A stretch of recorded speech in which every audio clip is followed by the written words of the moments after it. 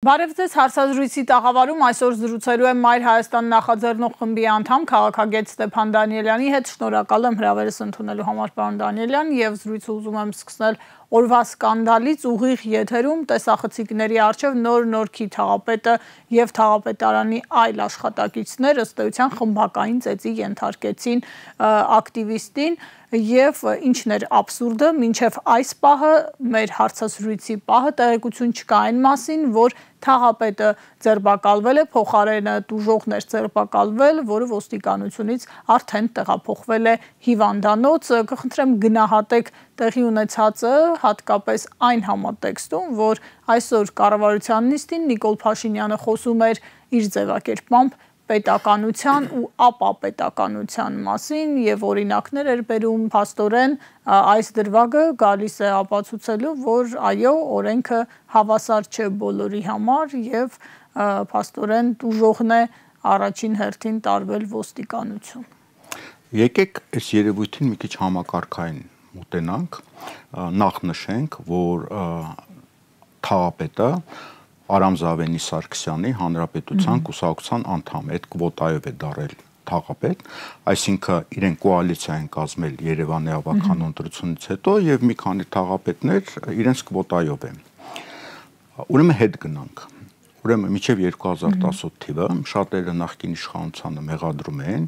որ քրեա օլիգարխիկ համակարգ է ձևավորվել։ Որն է այդ համակարգի իմաստը։ Այսինքն, երբ որ իշխանությունը չի կարողանում համապատասխան ձայն հավաքել, որպեսզի կառավարություն կազմի, ապա կոալիցիա է մտնում մյուս կուսակցությունների հետ, որոնք ներկայանում են որպես ընդդիմադիր։ Կոալիցիայի միջոցով կարողանում են պաշտպանել իշխանությունը։ Հիմա այդ կուսակցությունները, որոնք ընտրությունների ժամանակ որպես ընդդիմադիր էին ներկայանում, իրենց ծառայության համար պետք է ինչ-որ բան ստանային, վարձատրվեին։ Ու վարձատրվում էին ինչի հաշվին, հանրության հաշվին, այսինքն հանրային տարածքներ, բիզնես կվոտաներ եւ այլն եւ այլն։ Այսինքն ստվերային պայմանավորվածության դաշտ էր ձևավորվում ի հաշիվ հանրության։ Հիմա տեսեք ինչ է հիմա կատարվում։ Ուրեմն Երևանի ավականու ընտրություններից հետո իշխող կուսակցությունը չհավաքեց համապատասխան ձայներ։ Իրենք կոալիցիա կազմեցին Հանրապետություն կուսակցության հետ, որը ներկայանում է որպես արևմտամետ կուսակցություն, արևմտյան արժեքներով։ Նույնիսկ այդ ձայները չելիք են, որից հետո հանրային ձայն կուսակցությունից անասնագողություն տեղի ունեցավ, այսինքն ինչ-որ մարդիկ, ինչ-որ հնարաձևերով ճնշումներ կամ գնել են կամ ինչ են արել կամ կոմպրոմատներ եւ այլն, իրենք դրա միջոցով կարողացան ստեղծել իշխանություն Երևանում եւ իշխանությունը բաժանում տեղի ունեցավ։ Մի քանի թաղապետներ տվեցին արևմտամետ հանրապետության կուսակցությանը։ Վերջերս ես չեմ հիշում, որ կայքում էր, կարծեմ հետքում էր, լրագրողական հետաքննություններ արվել։ Ուրեմն ինչ է պարզվում։ Պարզվում է, որ Կասկադի տարածքը, վերևի հատվածը, որ պետք է սարքվի, դա հանրային տարածք էր, այնտեղ պետք է լինեն այգիներ եւ այլն, այս շարժասանդուղքը գնա միջև այն արձանը վերևի եւ պարզվում է, հաղթում է Արամ Զավենի Սարգսյանի Փեսեն, որը մի գործընկեր ունի Հնդիկ Միացյալ Նահանգներից։ Ես ասում եմ այն, ինչ որ այդ լրագրողական հետաքննության մեջ է գրված։ Եվ այն տարածքը, որտեղ պետք է լիներ այգի, հանրային տարածքը, այդտեղ հյուրանոց է լինելու են եսիմ բիզնես նշանակության կառույցներ, փող աշխատելու կառույցներ, այսինքն հանրային տարածքը տրվում է հանրապետության կուսակցության ղեկավարին ըստ էության արված ծառայությունների համար, այսինքն ստվերային պայմանավորվածությամբ ի հաշիվ հանրության։ Սա արդեն քրեա օլիգարխիկ համակարգ է, երբ որ հանրությանը խաբում են, ընտրություններով ինչ-որ ձայներ են տանում որպես ընդդիմություն, ծառայություն են մատուցում իշխանությանը եւ հանրային տարածքը, հանրային ունեցվածքը միմյանց հետ բաժանում են։ Հիմա դա նշանակում է արդեն որոշակի հարաբերություններ եւ որոշակի մտածողություն, այսինքն այն մարդիկ, որոնք գալիս են նման պայմանավորվածությունների, որոշակի արժե համակարգի մեջ են լինում, նաև քրեական, նաև չէ, որոշակի, ինչպես առաջ էր։ Հիմա այս համակարգը վերականգնվում է։ Խաղի կանոնները չեն փոխվել կամ վերականգնվում է կամ նոր մասնակիցների միջոցով նոր խաղի կանոններ է ձևավորում եւ բնականաբար նորմալ արժանապատիվ ազնիվ մարդիկ, որոնք ունեն պատասխանատվություն հանրության առաջ, նման սφαιρային պայմանավորվածությունների ի հաշիվ հանրության չեն գնում են որոշակի արժե համակարգ ունեցող մարդիկ եւ այդ արժե համակարգը մենք այսօր տեսանք նոր նորքի թաղապետարանում, այսինքն ողմակը թաղապետի գլխավորությամբ հարձակվում է ակտիվիստի վրա եւ կամերաների առաջ ծեծ են տալի եւ միջև այդ Երևանի ավականու հանրապետություն կուսակցության ներկայացուցիչ կինը նույնպես քրեա օլիգարխիկ համակարգի քրեական համակարգի լեզվա մտածողությամբ է խոսում պետք է լինի կծեծենք սենց անենք եւ այլն երկրորդ այդը դեմ տվողներից չենք նման մի բան էր ասել նա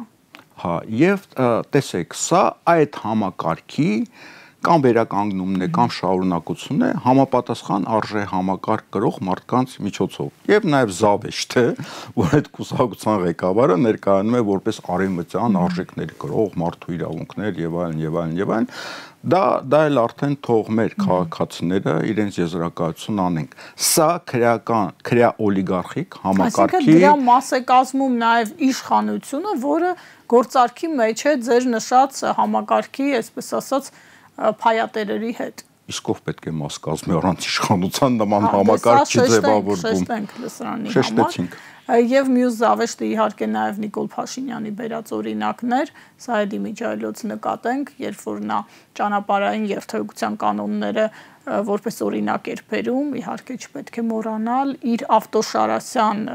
հետևանքով արձանագրված հղի կնոջ եւ նրա չծնված երեխայի մահվան դեպքը օրերս էլ Սուրեն Պապիկյաններ երկրորդ անգամ իրեն սպասարկող մեքենան ավելի ճիշտ վթարային իրավիճակ ստեղծել Աննա Հակոբյանի շարասյուններ նույն իրավիճակը Սյունիքում ստեղծել եւ այդպես շարունակ սա էլ է ամենաթողության դրսևորում որքան հասկացա հարցը ռետորական է դուք պատասխանը հնչեցրեցիք ձեր խոսքերով թողնենք դա լսարանին եւ անցնենք արտաքին մարտահրավերներին Նիկոլ Փաշինյանը Էստոնիայում էր եւ այցելել էր այնտեղ մայիսի 9-ին Մոսկվայում կանալիք զորահանդեսին ընդառաջ ու ԵՄ բարձր ներկայացուցչի, այսպես ասած, պահանջ, հորդոր, կշտամբանք, թե այլ ձևակերպում տանք այդ ուղերձից առաջ, որ այն երկրները, որոնք ինչ-որ ակնկալիքներ ունեն ԵՄ-ից անդամակցության հետ կապված, չպետք է գնան եւ մասնակցեն Մոսկվայում կանալիք զորահանդեսին։ Ինչպես մեկնաբանենք այս այցելությունը։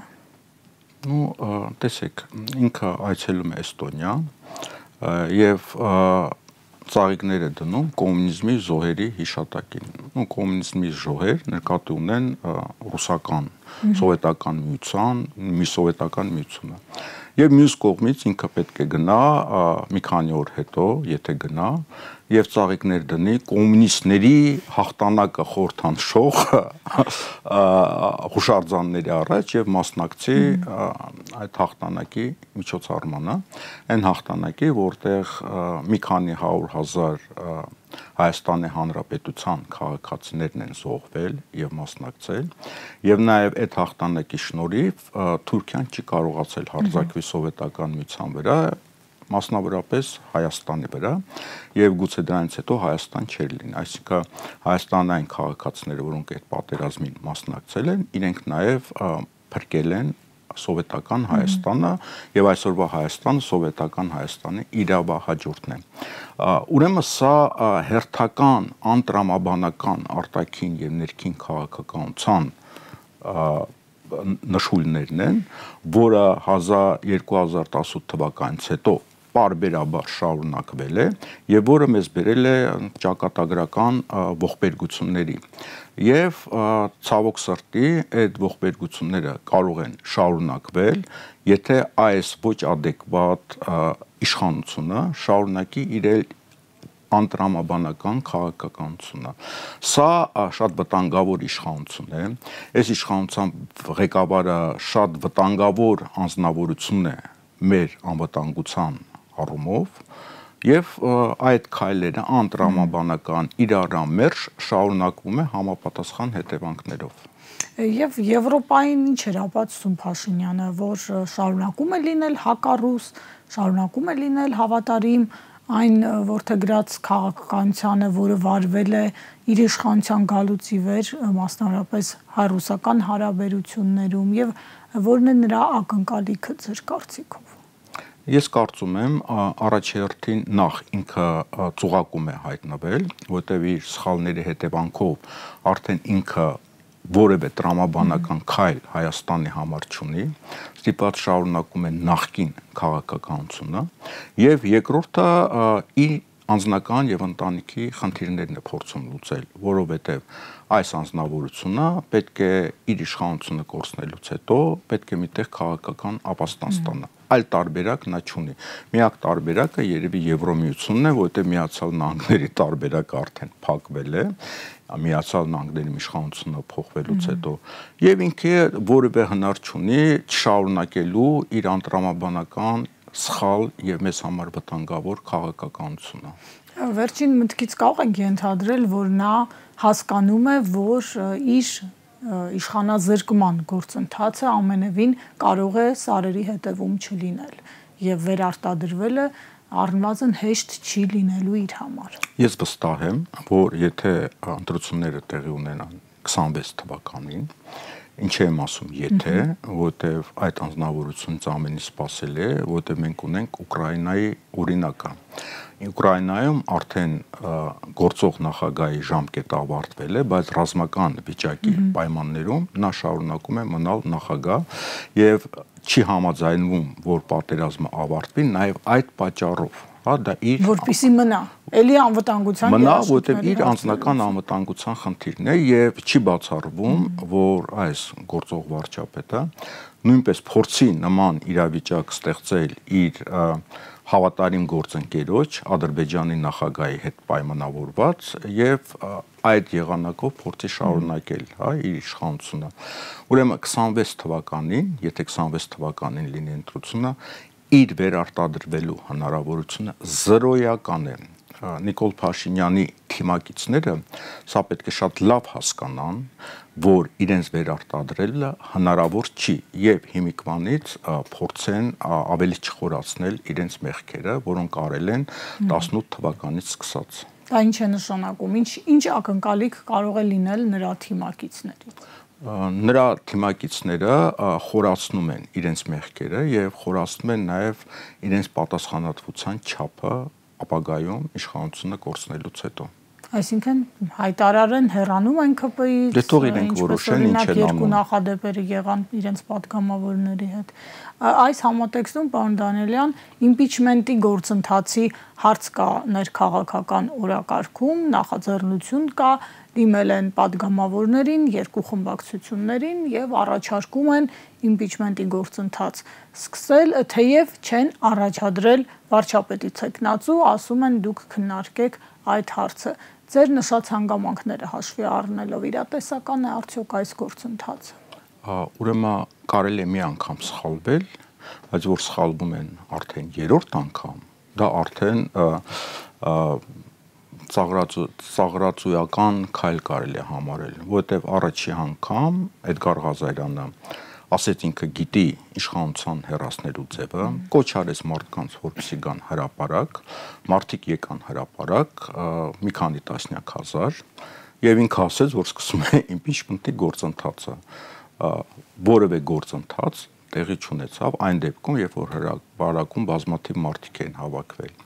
Երկրորդ անգամ նույն սցենարով եւ նույն հեղինակի դրդմամբ Բագրատ Սրբազանը հրապարակում մարդկանց հրավիրեց եւ տասնյակ հազարավոր մարդիկ հավաքվեցին եւ այդ մարդիկ շատ տրամադրված էին, շատ կտրուկ եւ ինչ որ քայլերի են պատրաստ։ Սպասում էին։ Ռոպեներ տվեցին իմպիչմենտի համար, որ վարչապետը հրաժարական տա, որից հետո այդ մեծ բազմության մասնակցությամբ իրենք հերթական անգամ տապալեցին նույն գործընթացը։ Հիմա երրորդ անգամ նույն քայլը փորձում են անել, արդեն այդ տասնյակ հազարավոր մարդիկ իրենց հետևում չունենալով անդիմությունը, որ այն ժամանակ ինչ որ առումով համախմբված էր եւ առաջի փորձի ժամանակ եւ երկրորդ փորձի ժամանակ։ Հիմա խոսել դրա մասին, ես կարծում եմ լուրջ չի,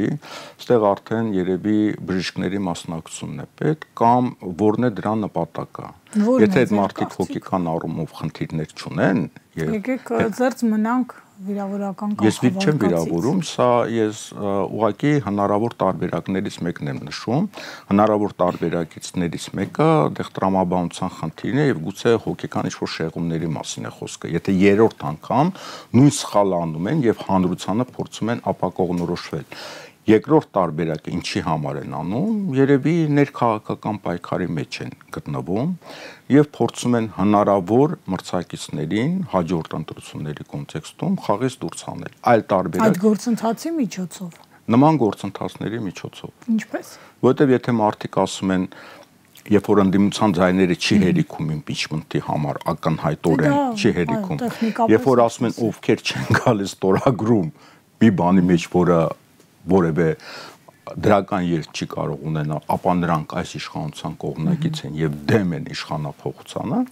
դա արդեն պրիմիտիվ շանտաժ է այն մարդկանց համար, ովքեր տրամաբանության խնդիրներ ունեն եւ կարող են դրա տպավորության տակ մնալ։ Այսինքն երկու տարբերակ կա։ Մի տարբերակը դուք վիրավորանք համարից եք, ես ոչ վիրավորական եմ ասում, հոգեկան շեղումներ,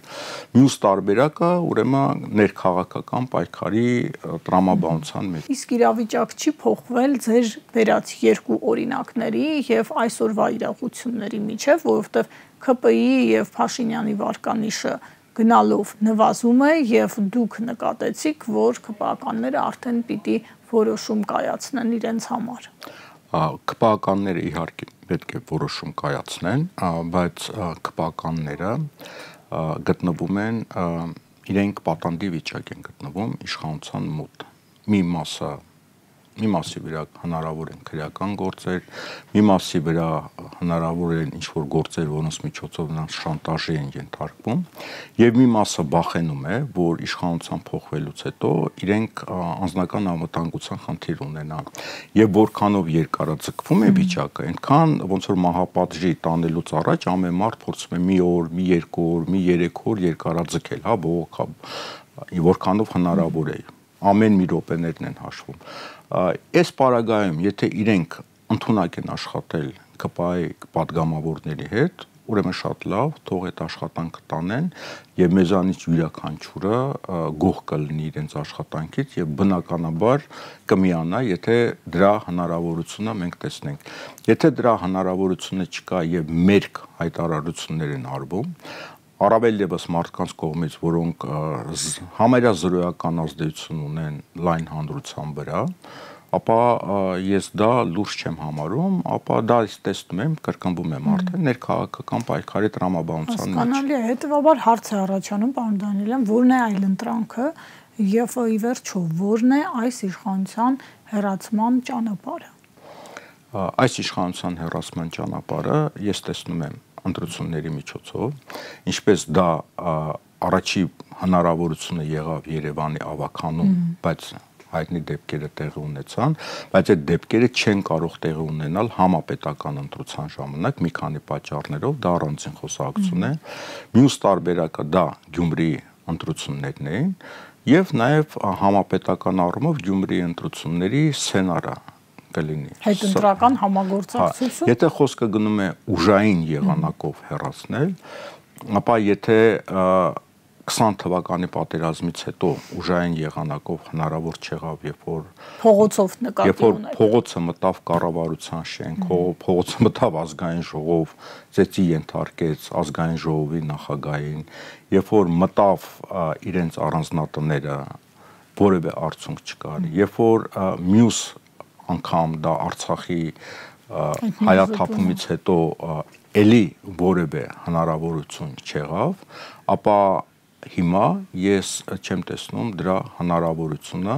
ուժային եղանակով փոփոխությունների գնալ։ Եթե կան մարդիկ, որոնք տեսնում են եւ դա տրամաբանական է, ես ինքս պատրաստ եմ այդ գործին ծառայել,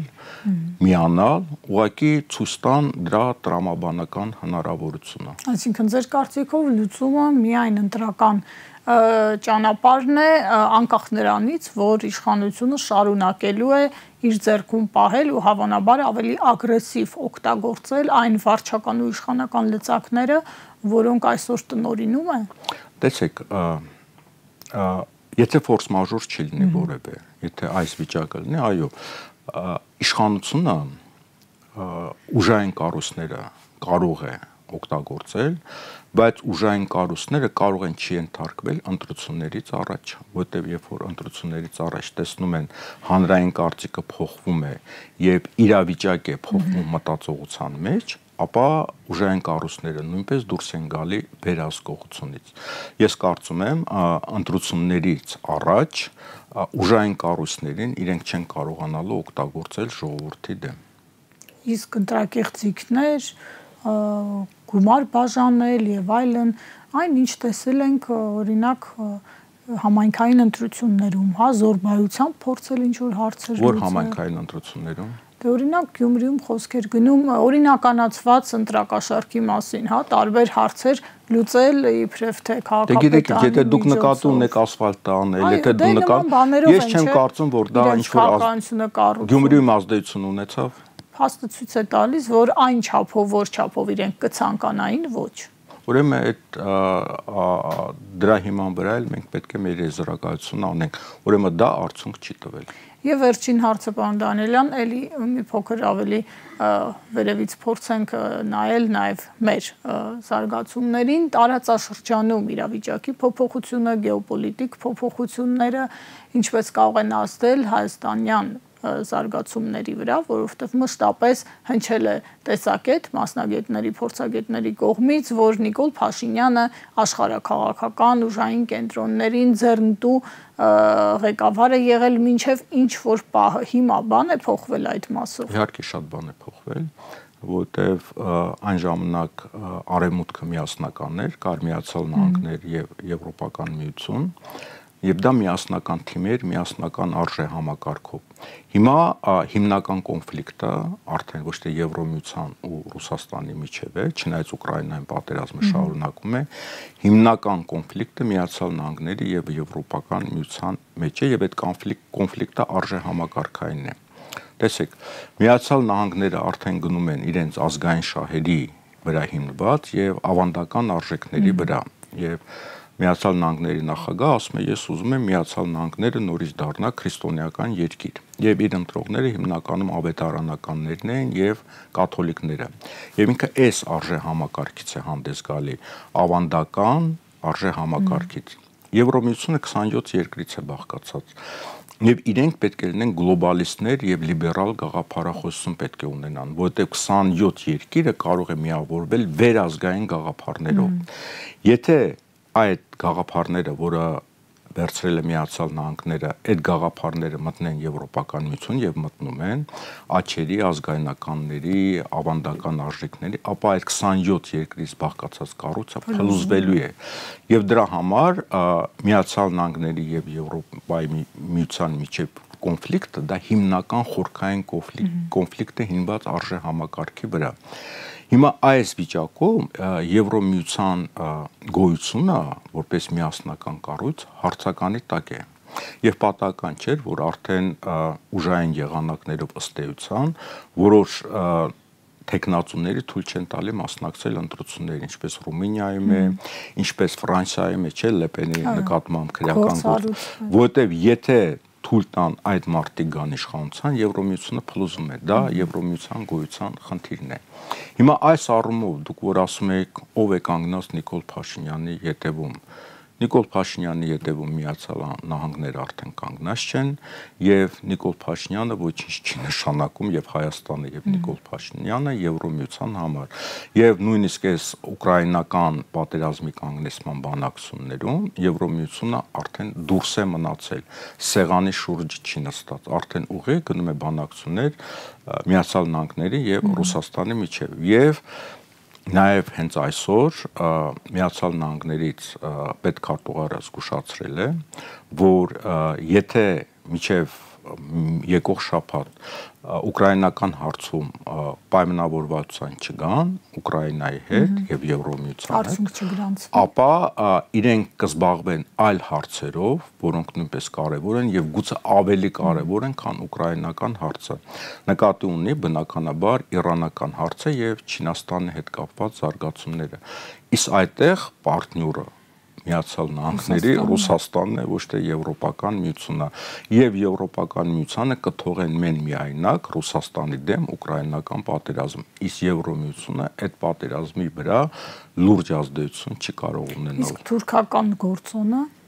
Փաշինյանի իշխանության վերարտադրության եւ պահպանման հանգամանքի վրա ինչպես կա։ 21 թվականին թուրքական գործոնը ազդեցություն ունեցել է, որ Նիկոլ Փաշինյանը կարողացել է պահպանել իր իշխանությունը։ Հայտնի հայտարարության մասին եք խոսում։ Դրան թուրքական արձագանքի մասին։ Գլխավոր շտաբի հայտարարությունը։ Հայաստանի գլխավոր շտաբի, այո, եւ դրանից հետո տեղի ունեցած որոշակի հեռախոսազանգերի մասին, որտեղ այդ որոշումը կայացվել է։ Տեսեք, գործող իշխանության միակ հույսը հենց Թուրքիան է եւ Ադրբեջանն է, որտեղից իրենք կարող են աջակցություն ստանալ իրենց իշխանությունը շարունակելու համար։ Այդտեղ մի քանի տարբերակներ կան, մի տարբերակի մասին մենք արդեն խոսեցինք, որ որևէ պայմանավորված պատերազմական վիճակ ձևավորվի եւ ռազմական արտակարգ դրություն հայտարարվի։ Կան նաեւ այլ տարբերակներ, հա, եւ այո, այսօր գործող իշխանության հիմնական երաշխավորը դա Թուրքիան է եւ Ադրբեջանն է։ Շնորհակալ եմ վերլուծության համար, հարցազրույցին սպասեք վաղը։